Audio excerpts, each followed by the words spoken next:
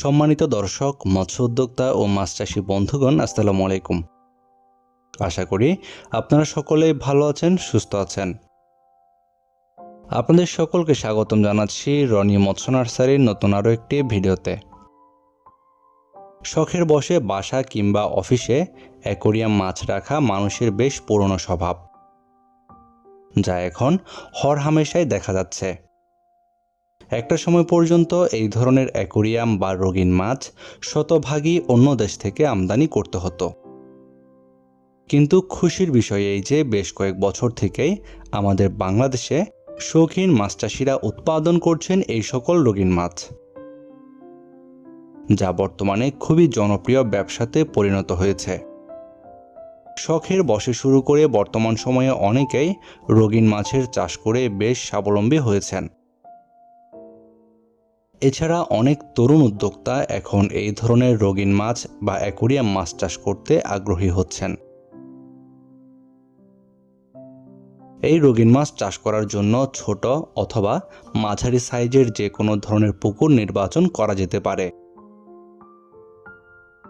এই মাছগুলোকে আপনারা খুব সহজে ব্রিড করিয়ে বাচ্চা উৎপাদন করতে পারবেন।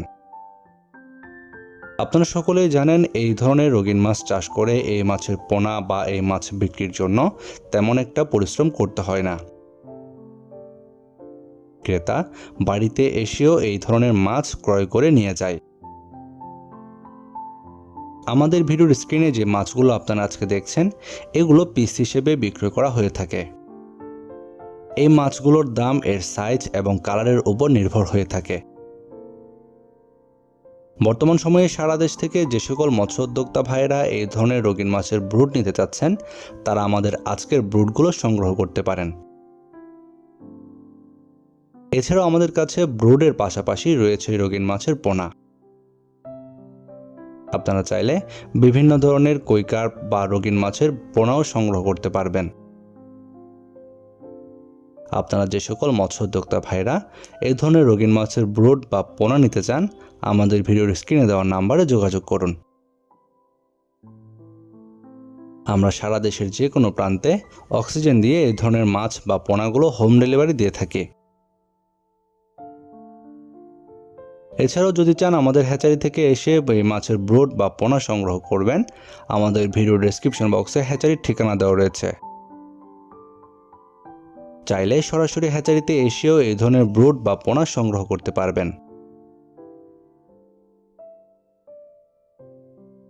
আপনার মাছ চাষে নিয়মিত বিভিন্ন পরামর্শমূলক ভিডিও পেতে আমাদের চ্যানেলটি সাবস্ক্রাইব করে বেল বাটনে চেপে রাখুন। আজকের মতো এ পর্যন্তই। আল্লাহ হাফেজ।